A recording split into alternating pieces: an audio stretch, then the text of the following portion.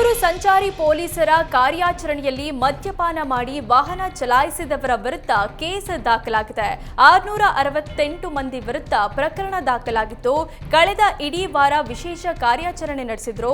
ಅತಿ ವೇಗದ ವಾಹನ ಚಾಲನೆ ಮಾಡಿದ 185 ಮಂದಿಯಿಂದ 1,89,000 ದಂಡ ವಸೂಲಿ ಮಾಡಲಾಗಿದೆ.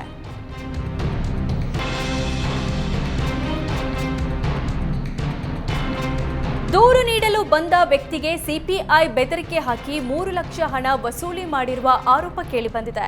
ಗದಗದ ರೋಣ ಸಿಪಿಐ ಸಿದ್ದಪ್ಪ ಬೀಳಗಿ ವಿರುದ್ಧ ರಾಘವೇಂದ್ರ ರಾಠೋಡ ಎಂಬಾತ ಗಂಭೀರ ಆರೋಪ ಮಾಡಿದ್ದಾನೆ.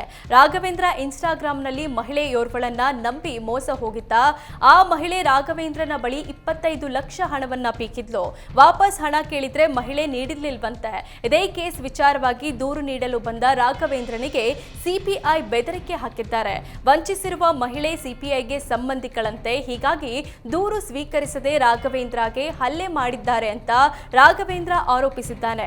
ಘಟನೆ ಸಂಬಂಧ ಎಸ್ಪಿಗೆ ರಾಘವೇಂದ್ರ ದೂರು ನೀಡಿದ್ದು, ಸಿಪಿಐ ಹಣ ಪಡೆದು ಬೆದರಿಕೆ ಹಾಕಿದರೆ ಕ್ರಮ ಕೈಗೊಳ್ಳುತ್ತೇವೆ ಅಂತ ಎಸ್ಪಿ ಸ್ಪಷ್ಟನೆ ನೀಡಿದ್ದಾರೆ. ಜಾಗದ ವಿಚಾರಕ್ಕೆ ದಾಯಾದಿಗಳ ನಡುವೆ ಕಲಹ ಉಂಟಾಗಿ ಓರ್ವ ವ್ಯಕ್ತಿಗೆ ಮಾರಣಾಂತಿಕವಾಗಿ ಹಲ್ಲೆ ನಡೆಸಿದ್ದಾರೆ. ಕೊಡಿಗೆಹಳ್ಳಿಯ ಬಿಬಿಎಂಪಿ ಜಿಮ್ ಬಳಿ ತಡರಾತ್ರಿ ದಾಳಿ ನಡೆದಿದೆ. ಮುನಿಕುಮಾರ್ ಎಂಬಾತನಿಗೆ ಕಿಡಿಗೇಡಿಗಳು ರಾಡ್ ಮಚ್ಚಿನಿಂದ ಮಾರಣಾಂತಿಕವಾಗಿ ಹಲ್ಲೆ ನಡೆಸಿದ್ದಾರೆ.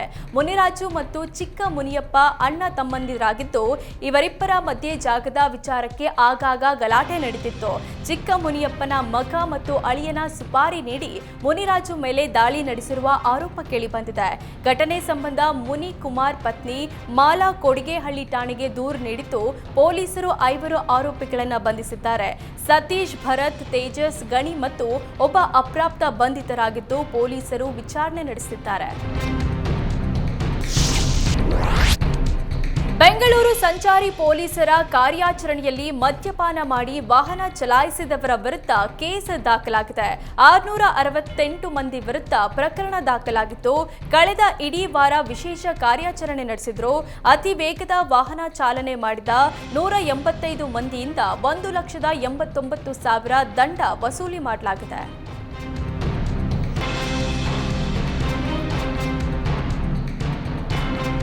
ದೂರು ನೀಡಲು ಬಂದ ವ್ಯಕ್ತಿಗೆ ಸಿಪಿಐ ಬೆದರಿಕೆ ಹಾಕಿ 3 ಲಕ್ಷ ಹಣ ವಸೂಲಿ ಮಾಡಿರುವ ಆರೋಪ ಕೇಳಿಬಂದಿದೆ. ಗದಗದ ರೋಣ ಸಿಪಿಐ ಸಿದ್ದಪ್ಪ ಬೀಳಗಿ ವಿರುದ್ಧ ರಾಘವೇಂದ್ರ ರಾಠೋಡ ಎಂಬಾತ ಗಂಭೀರ ಆರೋಪ ಮಾಡಿದ್ದಾನೆ. ರಾಘವೇಂದ್ರ ಇನ್ಸ್ಟಾಗ್ರಾಂನಲ್ಲಿ ಮಹಿಳೆಯೋರ್ವಳನ್ನ ನಂಬಿ ಮೋಸ ಹೋಗಿದ್ದ.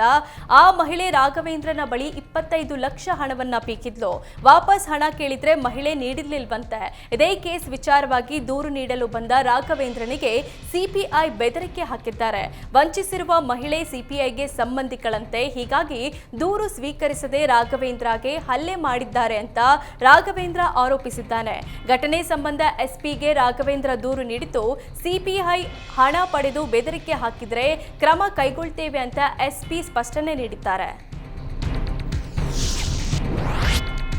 ಜಾಗದ ವಿಚಾರಕ್ಕೆ ದಾಯಾದಿಗಳ ನಡುವೆ ಕಲಹ ಉಂಟಾಗಿ ಓರ್ವ ವ್ಯಕ್ತಿಗೆ ಮಾರಣಾಂತಿಕವಾಗಿ ಹಲ್ಲೆ ನಡೆಸಿದ್ದಾರೆ. ಕೊಡಿಗೆಹಳ್ಳಿಯ ಬಿಬಿಎಂಪಿ ಜಿಮ್ ಬಳಿ ತಡರಾತ್ರಿ ದಾಳಿ ನಡೆದಿದೆ. ಮುನಿಕುಮಾರ್ ಎಂಬಾತನಿಗೆ ಕಿಡಿಗೇಡಿಗಳು ರಾಡ್ ಮಚ್ಚಿನಿಂದ ಮಾರಣಾಂತಿಕವಾಗಿ ಹಲ್ಲೆ ನಡೆಸಿದ್ದಾರೆ. ಮುನಿರಾಜು ಮತ್ತು ಚಿಕ್ಕ ಮುನಿಯಪ್ಪ ಅಣ್ಣ ತಮ್ಮಂದಿರಾಗಿದ್ದು, ಇವರಿಬ್ಬರ ಮಧ್ಯೆ ಜಾಗದ ವಿಚಾರಕ್ಕೆ ಆಗಾಗ ಗಲಾಟೆ ನಡೆದಿತ್ತು. ಚಿಕ್ಕ ಮುನಿಯಪ್ಪನ ಮಗ ಮತ್ತು ಅಳಿಯನ ಸುಪಾರಿ ನೀಡಿ ಮುನಿರಾಜು ಮೇಲೆ ದಾಳಿ ನಡೆಸಿರುವ ಆರೋಪ ಕೇಳಿಬಂದಿದೆ.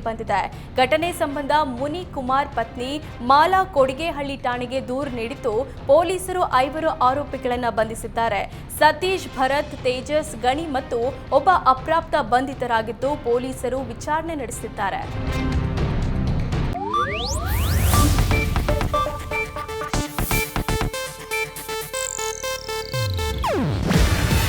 ಇದು ಏಷ್ಯಾನೆಟ್ ನ್ಯೂಸ್ ನೆಟ್ವರ್ಕ್ ಪ್ರಸ್ತುತಿ. ನೀವು ನೋಡ್ತಿದ್ದೀರಾ ಏಷ್ಯಾನೆಟ್ ಸುವರ್ಣ ನ್ಯೂಸ್.